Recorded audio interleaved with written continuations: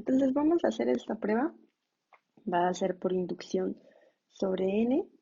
Y bueno, primero recuerden, tenemos que probar la base, o sea, el caso n igual a 0. Entonces, ¿cuál va a ser n igual a 0? Tenemos que ver quién es a más b igual a 0. Hay que verificar si esto efectivamente es la suma, pero la suma ¿de dónde a dónde? Pues n es igual a 0, o sea, la suma desde i igual a 0 hasta 0, ¿no? De C, pues como n es igual a 0, esto es 0 y solamente i va a llegar hasta 0, o sea, la suma de las combinaciones de un conjunto de 0 elementos tomados de 0 en 0 por a la 0 por b a la 0, porque 0, n es igual a 0 y es igual a 0, o sea, n menos i es igual a 0, b a la 0. ¿Y esto quién es? Pues esto es 1, esto es 1, esto es 1, y solamente este es el término, o sea, esto es igual a 1. Y efectivamente, ¿no? A más b a la 0 es igual a 1. ¿Por qué? Pues porque elevar a la 0 cualquier número, elevar al exponente 0 es igual a 1. Entonces se cumple para la base inductiva. Ahora vamos a hacer nuestra hipótesis de inducción. Y para nuestra hipótesis de inducción vamos a tomar una n. ¿Cuál n? N menos 1. El número que vamos a fijar va a ser n menos 1. Entonces vamos a suponer que se vale para ese número. O sea, vamos a suponer que la igualdad es verdadera y que a más b elevado a la n menos 1 es efectivamente la suma, o sea, esto tiene que ser igual a la suma de desde i igual a 0 hasta dónde, pues hasta n menos 1, ¿no? Eso es lo que nos dice la fórmula. Hasta n menos 1 por las combinaciones, o sea, va a ser la suma de estas combinaciones, desde n menos 1 tomados esas combinaciones, pues de I en I, eso es lo que nos dice la fórmula del binomio de Newton, de I en I, de a la que, a la n menos I, pero acuérdense que n en este caso es n menos 1, o sea, n menos 1 menos I por b a la I, ¿no? Esta es nuestra hipótesis de inducción. La hipótesis de inducción es para n menos 1. No menos para un cierto entero k, digamos, y este va a ser para n menos 1 y tenemos que probar que se vale para k más 1, o sea, para n. Bueno, este de acá, esta suma de acá, ¿quién es? Esta de acá. Bueno, tenemos que ver, como queremos demostrar, por demostrar, vamos a poner por demostrar, k igual a n, ¿no? Queremos ver que se vale el caso para n, que es el sucesor de n menos 1. Entonces, ¿quién va a ser a más b elevado a la n? A más b elevado a la n, pues va a ser a más b por a más b a la n menos 1.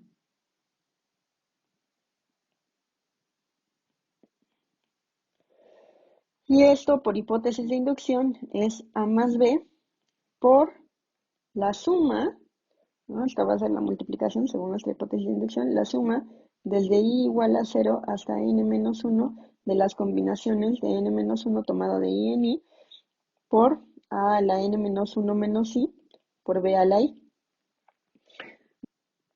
Entonces vamos a multiplicar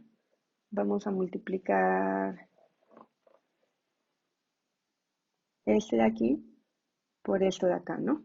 Entonces queremos a más b, aplicamos la distributividad y aplicando la distributividad podemos primero multiplicar por a y luego por b por todo este término completo que no es sino un número.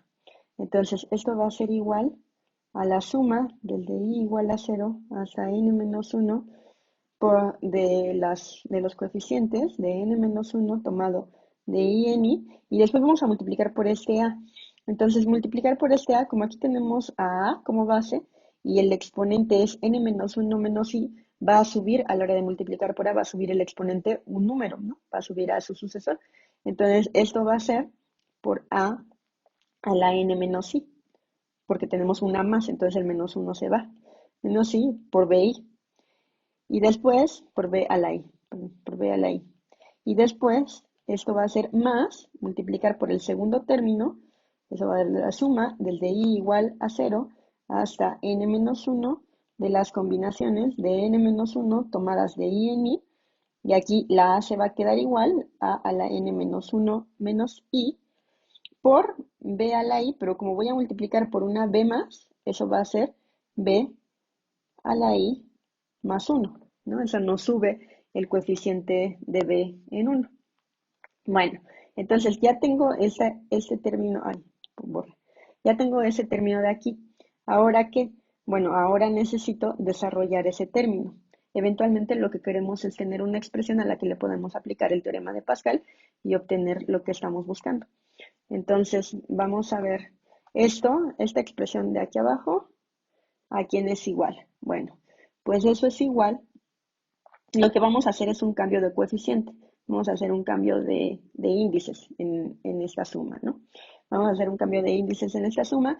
Entonces, eso va a ser igual a la suma del de i igual a 0 hasta n menos 1 de las combinaciones de n menos 1 tomadas de i en i por a la n menos i por b a la i. Ese es el primer sumando, ese lo dejé exactamente igual.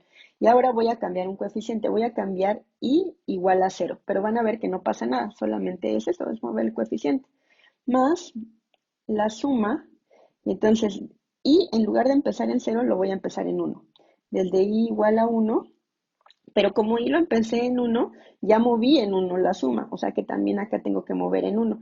Como avanzó 1, n también va a avanzar 1. Entonces va a ser desde i igual a 1 hasta n de las combinaciones de n menos 1, de n menos 1 elemento, tomadas de i en i. Pero como ya avancé ahí, desde menos 1, ya lo avancé, aquí le voy a tener que poner desde i menos 1, ¿verdad? Porque acuérdense que las combinaciones, el primer coeficiente tiene que ser de lo de acá abajo, del total de los que tenemos en este caso n menos 1, a partir de 0. Entonces ahí le tengo que restar 1 para que empiece en 0. Entonces i menos 1 sí va a empezar en 0 como lo que queríamos. ¿Por qué? Pues porque varía este. Entonces como varía este índice voy a tener que cambiarlo en todo.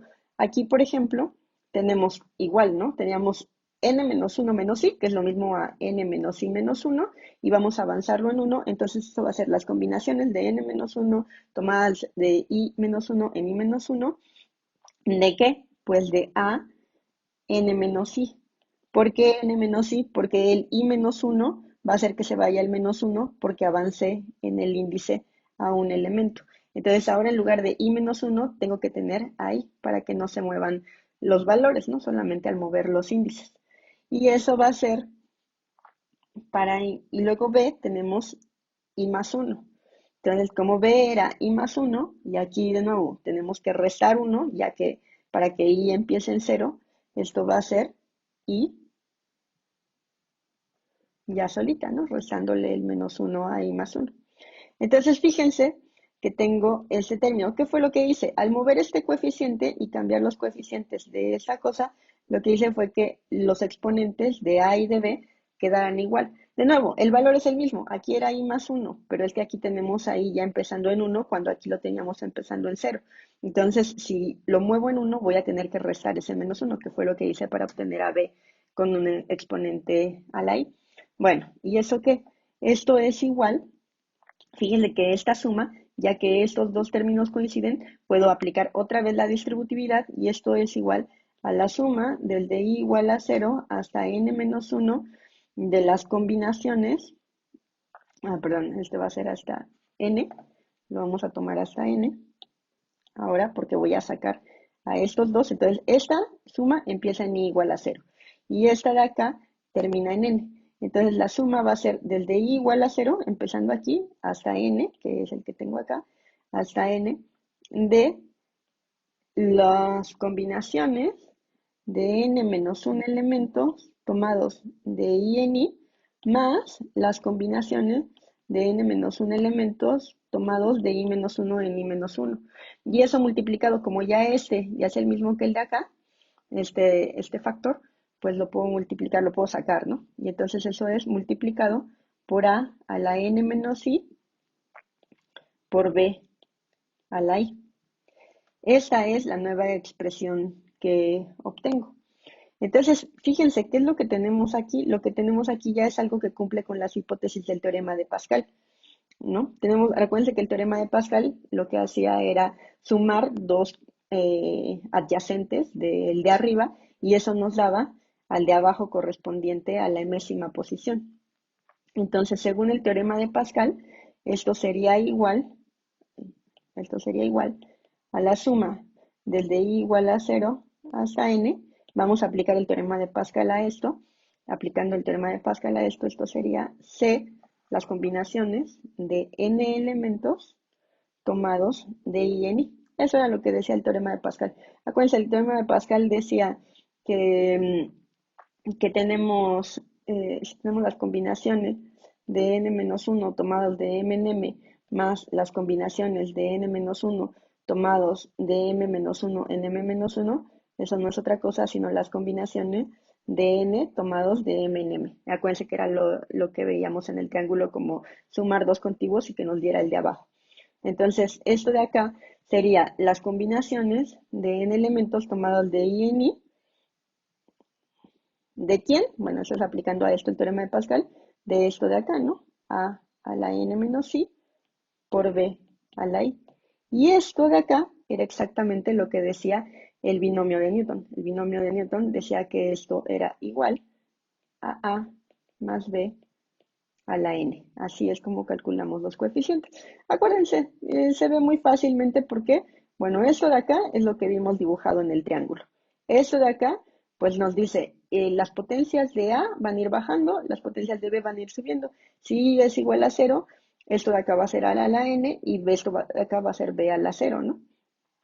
Cuando I sea igual a 2, esto va a ser A igual a va a ser el exponente n-2, A n-2, y B va a ser B2. En total siempre vamos a tener que el exponente, y si se dan cuenta en cualquier binomio que desarrollen, el exponente de A más el exponente de B siempre nos va a dar n. Eso tiene que ser para todos los términos de un binomio que calculamos, elevado a la enésima potencia. Bueno, perfecto. Entonces, ya que tenemos la prueba del teorema del binomio de Newton, tenemos que ver las combinaciones, ¿no? Porque ese era nuestro punto, nuestra preocupación eran las combinaciones. Entonces, ¿qué tenemos? Tenemos que los coeficientes binomiales del teorema del binomio, esos que vimos en el triángulo y que ahorita demostramos que se vale para toda n, que es la conclusión de una vez que aplicamos la inducción del teorema del binomio, determinan el número de combinaciones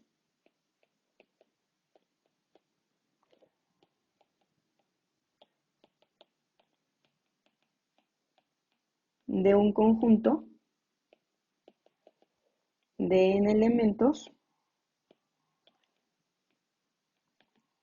tomados de m en m.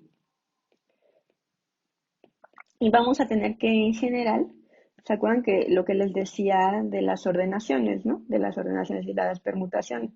Bueno, en general vamos a tener que las combinaciones de n elementos tomadas de m en m por las permutaciones de m elementos, que básicamente no va a ser otra cosa sino quitar todas aquellas en las que importa el orden, porque acuérdense que en las permutaciones sí importa el orden. Las permutaciones las permutaciones de n elementos no son otra cosa sino las ordenaciones de n tomadas de n en n. Así, tal cual. Entonces, esas son las que tenemos que quitar.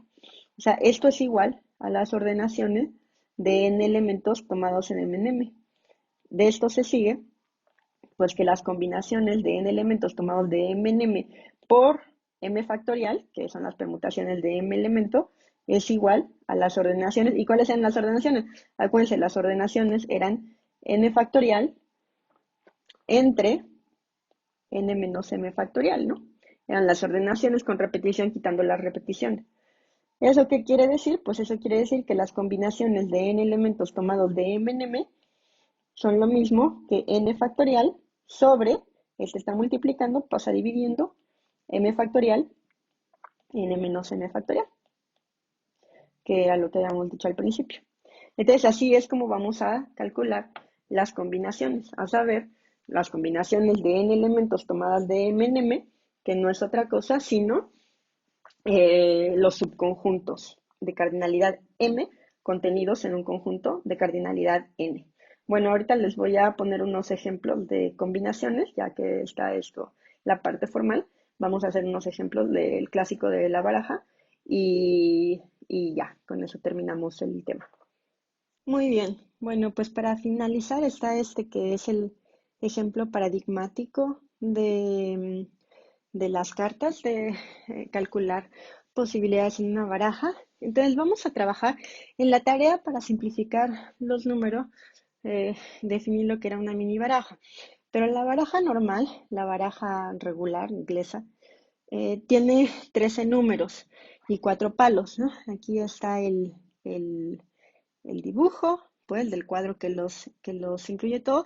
Entonces, los 13 números, bueno, incluyendo, digamos, números entre comillas, porque también incluye a la J, la cuina y el rey, ¿no? Y el as, por supuesto.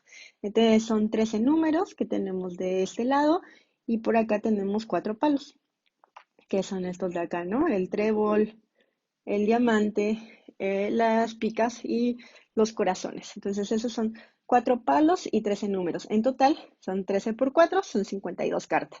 Entonces este esquema de aquí pues nos representa las 52 cartas, ¿no? Las 52 cartas que tenemos en la baraja. Bueno, cosas que hay que saber de cómo se juega esto, aunque no conozcan el juego, no importa realmente. Lo importante es esto. Un par va a ser tener dos cartas del mismo número. Una tercia, vamos a decir que hay una tercia cuando tenemos tres cartas del mismo número. El póker, que es lo que le da el nombre al juego, va a ser la configuración que tiene cuatro cartas del mismo número. Fíjense que si hay cuatro cartas del mismo número, entonces tenemos una por cada uno de los palos, ¿no? Porque solamente hay cuatro palos. Entonces hay cuatro, digamos, ejemplares, cuatro casos de cada uno de los 13 números. Después tenemos full, que sería una tercia y un par, o sea, tres cartas del mismo número y dos cartas de otro número, ¿no? Acuérdense que a lo más vamos a tener cuatro del mismo número. Luego tenemos la flor, y en la flor, no importa de qué número sean, tenemos que tener cinco cartas del mismo palo y pueden ser los números como quiera que vengan. Y en la corrida, ahí sí, los cinco números tienen que ser consecutivos. Entonces la corrida son cinco números consecutivos, eso incluye por supuesto a la J, a la cuina y al rey, que van, que van así, que van ordenados así como los tenemos aquí. Después del 10 va la J, después de la J va la cuina y después de la cuina va el rey, ¿no? De la reina, de Q es por queen o reina. Entonces, nos podemos hacer preguntas, algunas preguntas relativas a esto. Entonces, acuérdense de estas jugadas, si es que no lo saben jugar. Estas son las configuraciones. Entonces, una primera pregunta sería, ¿cuántas posibles manos tiene esta baraja? Vamos a ver cuántas posibles manos tiene esta baraja, ¿no? Bueno, esto se quedó aquí ya dibujado. Ahí está. Entonces, ¿cuántas posibles manos tenemos en la baraja? Y las manos, pues no va a ser otra cosa, sino los subconjuntos de 5, ¿no? Tomados del total de la baraja. La baraja tiene 52 elementos. ¿Cuántas manos de póker? Porque acuérdense que bueno, póker es en español. ¿Cuántas manos de póker tiene una baraja? Entonces van a ser los subconjuntos de ese conjunto de 52 elementos, que es la baraja completa, los subconjuntos de 5 elementos, ¿no? Eso está muy fácil. Entonces, ¿cuántas tiene? Pues ya lo sabemos calcular, lo acabamos de ver en los videos anteriores. Entonces, eso va a ser las combinaciones del conjunto de 52 elementos, que son el total de cartas de la baraja, tomadas de 5 en 5. Y eso, pues es n factorial, que es 52 factorial, sobre, acuérdense que sean m menos n menos m, que es lo que nos daría las ordenaciones, antes de quitando las repeticiones, o sea, 52 menos 5, que es 47 factorial, multiplicado por m factorial, ¿no? Y m factorial en este caso es 5, porque también vamos a quitar las ordenaciones, solamente queremos las combinaciones, no nos importa cómo estén acomodados, porque la mano es la misma, independientemente del orden, no hay tal cosa como un orden. Y esto, ¿Cuánto es? Bueno, obviamente es un número grande, entonces como es un número grande no está fácil de calcular, pero para las respuestas vale la pena simplificar, o sea, queremos la respuesta más simplificada posible. Entonces, 52 factorial, pues esto claramente se puede simplificar, porque es 52 factorial, pues es 52 por 51, por 50, por 49, por 48, por 47 factorial, ¿no? Así nos seguiríamos.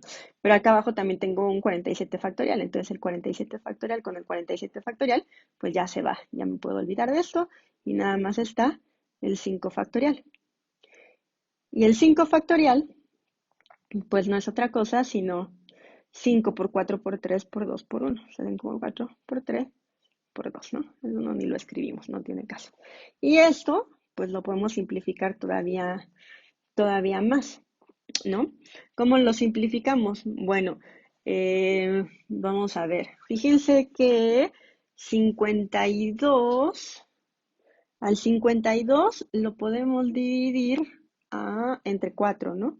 Si dividimos 52 entre 4, eso nos da a 13. Entonces, 52 entre 4, 13, y ya nos deshacemos de estos dos. Después tenemos a 51. El 51, pues ese no lo podemos dividir por ninguno, o sea, es 13 por 51. Después tenemos 50, lo podemos dividir entre 5. 50 entre 5 es 10, entonces sería por 10. Después tenemos al 49, o sea, por 49. Por 2 por 3 es 6 y 48 es divisible entre 6. 6 por 8, 48, o sea, por 8, ¿no? Y ya tenemos aquí una multiplicación bastante razonable que nos va a dar 2.598.960. Esta ya se puede hacer de manera muy sencilla. Entonces, este es el número de manos que podemos tener. Entonces, estas son las posibles manos en un juego de póker, donde las manos contienen 5 cartas en la baraja. Listo. Bueno, este es el más fácil de todos porque no nos calcula cosas particulares, sino en general cuántas podemos formar. Y eso es muy fácil. Muy fácil. Vamos a hacer otro ejemplo. Vamos a ver qué tal, cuántas manos hay que tengan póker. ¿Y qué quiere decir que tengan póker? Pues que tengan póker quiere decir que van a ser 4 números iguales, ¿verdad? Eso era lo que habíamos visto en las definiciones. Entonces, ¿cuántas manos hay que tengan póker? Que tengan póker. O sea, 4. Entonces, vamos a hacer un razonamiento parecido a lo que veníamos haciendo. Ok, si puedo formar póker, ya borré la tabla con las barajas, pero acuérdense que solamente tenemos 4 de cada número, ¿no? ¿Y qué tenemos? Tenemos 13 números, o sea, cada una de esas opciones, de esos 13 números, nos determina un posible póker. Entonces, ¿qué tenemos? Dado que hay 13 números, pues hay 13 posibilidades de póker, ¿no? 13 puede ser un póker de ases, un póker de 2, un póker de 3, un póker de 4, etcétera, etcétera, etcétera. Póker de 10, póker de queens, póker de jotas, póker de reyes. Entonces tenemos 13 maneras de tener un póker, ¿cierto?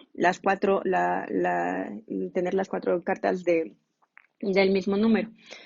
Ahora, una vez que tenga esas 13 maneras, eso ya me determina, o sea, este 13 ya me determina, no tengo cartas 1, 2, 3, 4, 5, ¿no? Son 5 mis manos. Entonces tengo 13 posibilidades aquí. Pero una vez que esa está fija, pues si ya tocó corazón, entonces si ya tocó, no sé, 4, 4 de corazones, pues aquí ya solamente puede ir el 4 de picas, el 4 de tréboles y el 4 de diamantes, ¿no? Entonces ya realmente todas estas están determinadas, ya no, ya aquí nada más hay una posibilidad y una posibilidad. Pero aquí, ¿cuántas posibilidades me quedan? Bueno, pues como ya están aquí puestas las del póker y tenía 52 menos 13, entonces 52 menos 13, perdón, 52 menos las 4 que ya quedaron aquí acomodadas, las 4 que ya quedaron fijadas, pues eso da 52 menos 4, que es igual a 48. Hay 48 cartas disponibles porque el póker ya me gastó 4 cartas. Entonces solamente me quedan 48, por lo tanto aquí pueden ir 48 cartas. Y entonces, ¿qué es lo que tenemos? Tenemos 13 posibilidades, que son 13 números, multiplicado por las combinaciones de las que me quedan, que son 48, tomadas de uno en uno, porque ya nada más hay una sola posibilidad para completar la mano. Y esto es igual a 13 por 48. ¿No? 13 por 48, que son 624. Y esas son las posibles manos de póker. Manos de póker. Bueno, vamos a ver un último ejemplo. ¿Cuántas manos hay que tengan flor? Recuerden, flor quiere decir que todas son del mismo palo. Entonces ahora hacemos un razonamiento parecido al anterior, pero esta vez con respecto a la flor.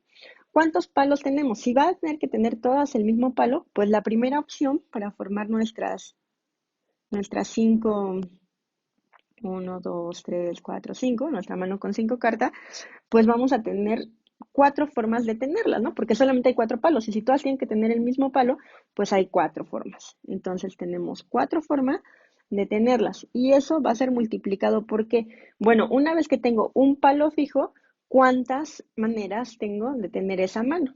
Pues no es otra cosa sino las combinaciones, o sea, los subconjuntos de un conjunto de 3 elementos. ¿Por qué de 3 elementos? Porque hay 13 cartas que tienen el mismo palo, ¿no?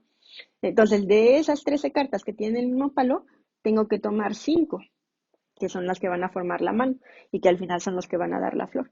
Entonces, las manos que hay van a ser 4, una por cada palo, y una vez que está el palo definido, pues son los subconjuntos de 5 elementos de esas 13 posibilidades, los 13 números del mismo palo. Y esto es igual a 4 por 13 factorial, ¿no? Por n factorial sobre n menos m factorial, que en este caso sería 8 factorial, multiplicado por m factorial, que en este caso es 5 factorial. Y de nuevo hay que simplificar lo más que podemos. Entonces esto es 4 por 13, por 12, por 11, por 10, por 9, por 8 factorial, ¿no? Y esto es dividido entre 5 por 4, por 3, por 2, por 1. Bueno, pero en este caso poner el 1. Multiplicado por 8 factorial. Entonces, 8 factorial se va con 8 factorial, ¿cierto? Y esto es igual a que, pues esto es igual a 13, ¿no? Y a este 13 ya lo escribimos. Y después eso es igual a 12 entre 2, también lo podemos simplificar, o sea, 13 por 6. Bueno, el 11 es primo, entonces también se va a quedar así, por 11. Y después por, bueno, 10 entre 5, que es igual a 2, por 2, por 9 entre 3, que es 3, el 4 se elimina con el 4 y 1, ¿no? Entonces esto es 13 por 6 por 11 por 2 por 3. Y eso ya es fácil de hacer, ¿no? 2 por 3, 6, por 11, 66. Eso es 8, 4, 1, 5. 5148 manos que tengan flor. Ujú. Esas son las posibilidades. Bueno, esa es más o menos la forma de razonar para estos casos. Y con esto terminamos. Bueno, ya quedaría solamente resolver las dudas que queden. Nos vemos hasta la siguiente. Chao.